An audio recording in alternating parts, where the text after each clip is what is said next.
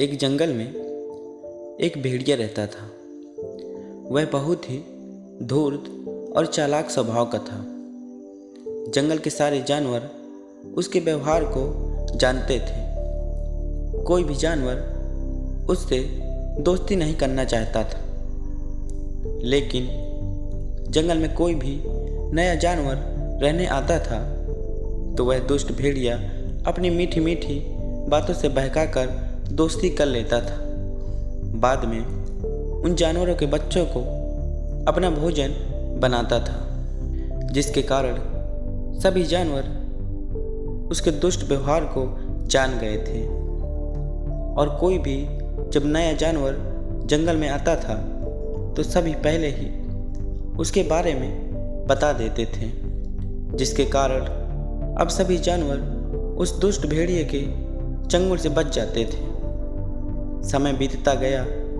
अब उस भेड़िए को भोजन मिलना बंद हो गया, जिसके कारण वह दिन प्रतिदिन दुबला होता जा रहा था। इसी बीच एक दिन एक हिरन का परिवार अपने छोटे छोटे 4 बच्चों के साथ उस जंगल में रहने को आए। तो उस चालाक भेड़िए की नज़र उस हिरन के बच्चों पर पड़ी तो उसकी आंखें चमक गईं और उसे हिरन के बच्चों के रूप में अपना भोजन दिखाई देने लगा। अब उस भेड़िए के एक पेड़ के नीचे अपने आंखें बंद कर ध्यान लगाकर बैठ गया और उस हिरन के परिवार का इंतजार करने लगा।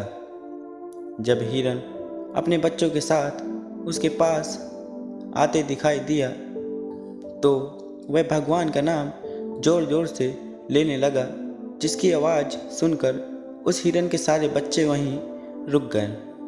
उस हिरन के बच्चे वहीं रुककर देखने लगे। तो हिरन ने सोचा कि क्यों न मैं भेड़िए से मदद ले लूं। लेकिन हिरन भेड़ियों के व्यवहार को भली भांति जानते थे। भेड़िया चाहे कितनी ही भक्ति क्यों ना कर ले, लेकिन वह जानवरों को शिकार करना नहीं भूल सकते। फिर भी हिरन भी काफ़ी अक्लमंद थे और उन्हें जंगल के जानवर उस भेड़िए के बारे में हिरन को पहले ही बता चुके थे, जिसके चलते हिरन का परिवार उस भेड़िए को सबक सिखाना चाहते थे। इसलिए हिरन ने उस धूर्त भेड़िए को पुकारा। बार बार पुकारने पर भेड़िए ने अपना ध्यान तोड़कर अपनी आंखें खोली तो उसे हिरन का पूरा परिवार अपने आंखों के सामने दिखाई दिया। तो वह मन ही मन बहुत खुश हुआ, क्योंकि उसे तो अब विश्वास हो गया था कि उसके भोजन खुद चलकर उसके पास आए हैं। तब हिरन ने उस भेड़िए से कहा कि आप बहुत धार्मिक लगते हो।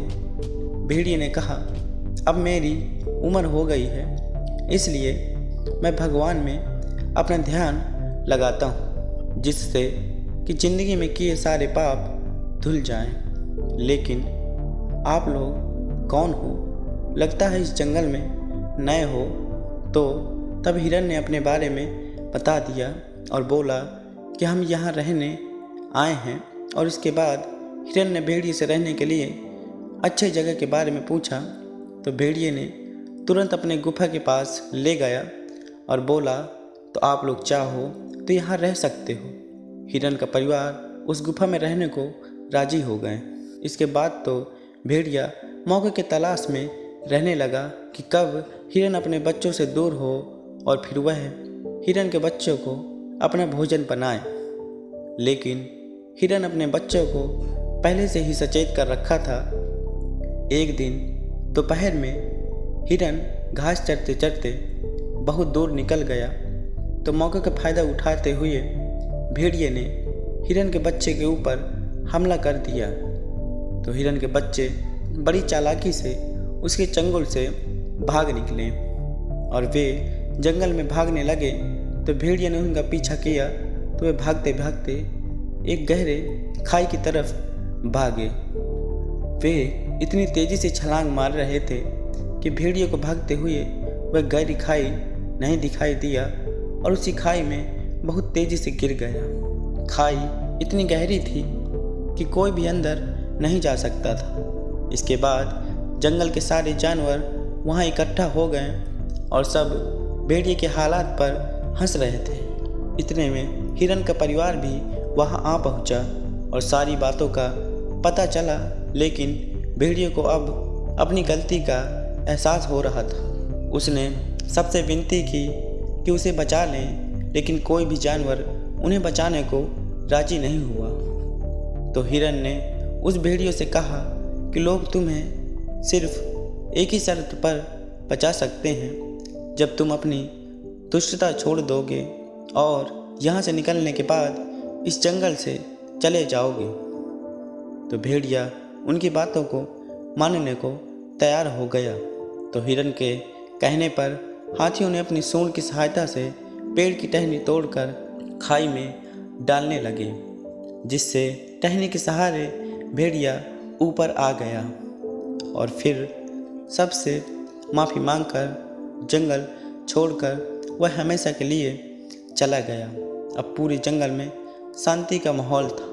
सभी हंसी खुशी एक साथ फिर से रहने लगे।